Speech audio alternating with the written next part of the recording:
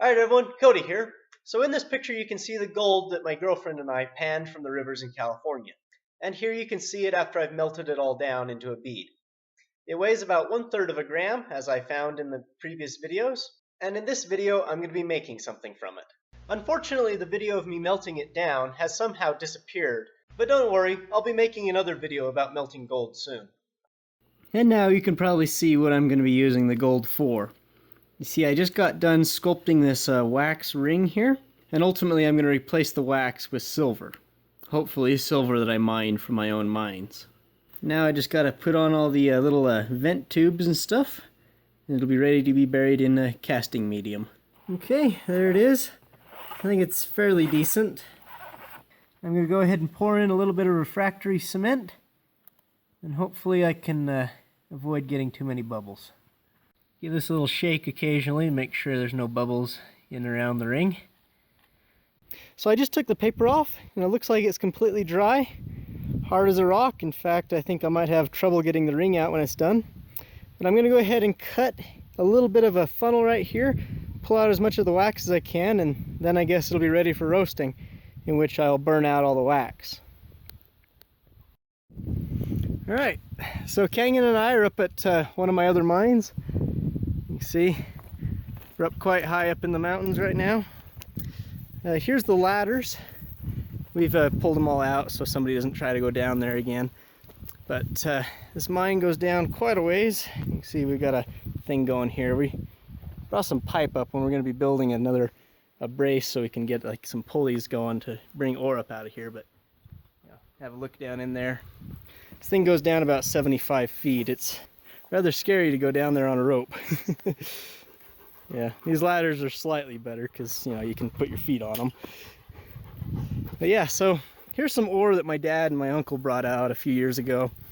And, you know, if you look through this, you can see there's some pretty good chunks of ore here. Like this thing here. So I go ahead and break this for you. There you go. You can see it's pretty shiny underneath, yeah?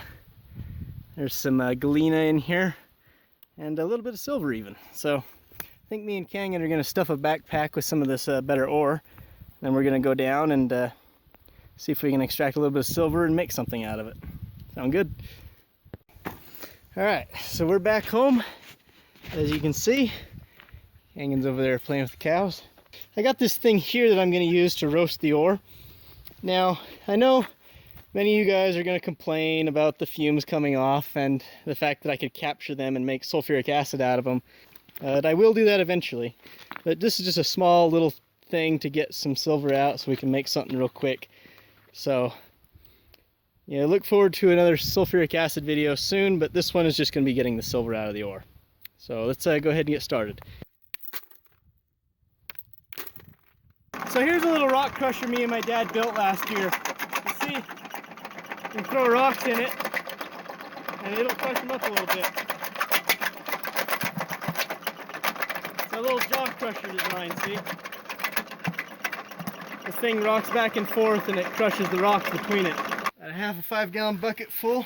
That's quite heavy, but it's all down to this size or smaller. I think that'll be just fine for roasting.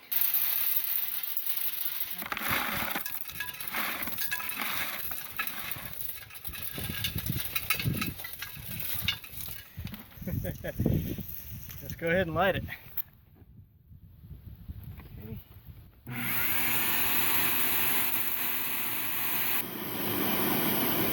Yeah, hopefully this works out pretty good. Certainly hot enough to melt lead. Alright, it looks like it's about done. Just a little tiny fire left. Let's go ahead and turn the blower off.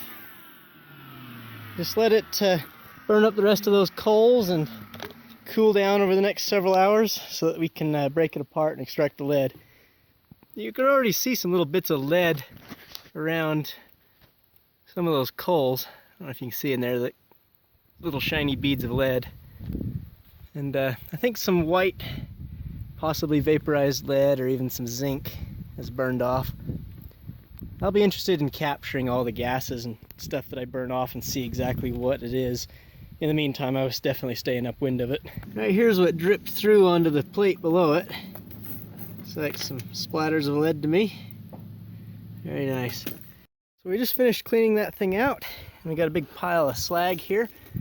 And we've been picking pieces of lead out of it, you know, things that are obvious.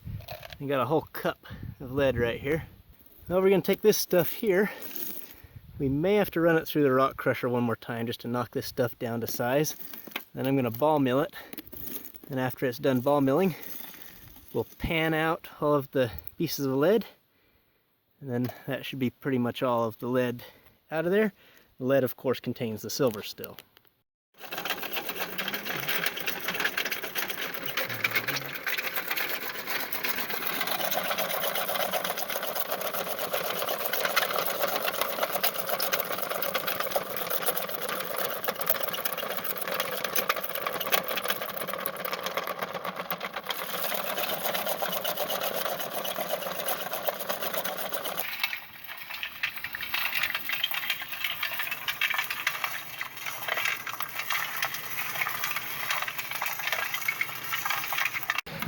This looks like it's crushed fine enough, don't it?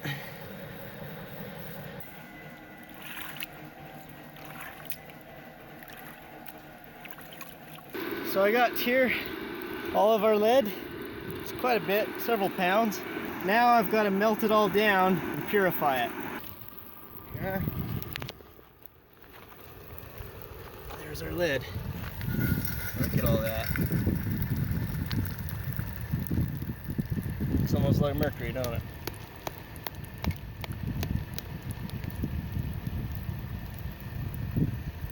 Alright, so here's our lead that we got. Let's go ahead and bang it out of the mold. There it is. Nice little lead bar. Hopefully lots of silver. Now, it's time to extract the silver from it. Now to extract the silver from the lead, I've started by cutting it into little bars so it'll fit into this crucible here. As you can see. So I'm going to melt this lead down into a liquid again. I'm going to add a piece of zinc to it. Silver is much more attracted to zinc. It's much more soluble in zinc than it is lead. And then when it cools, I can pull the zinc off the top, and in theory I should have my silver.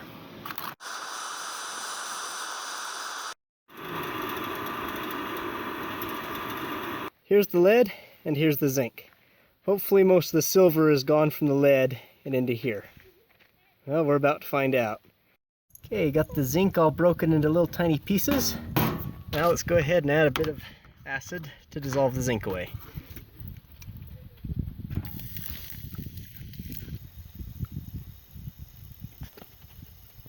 Several minutes later and the zinc is still dissolving, but you can see there's a lot of like black powder around it. And that, of course, is the silver. Okay. Over a couple hours later, here's what I've ended up with. I think all the zinc is now dissolved, or at least most of it is. There's still some lead in there, and it looks like a bit of lead chloride floating around. It's not too big of a deal because I think I'll end up putting it in a cupel when I fire it down, and that'll absorb any excess lead. Alright, after drying, here's my silver. I'm going to put the mold inside the furnace and heat it up to burn out all the wax. Here's the silver. Let's go ahead and put it in here. I'm going to go ahead and put it in on top of the mold. That way they'll be at the same temperature and I can just pour one into the other. I've got to tip it over and just pour it straight down. There it is. It's in. Okay. There it is.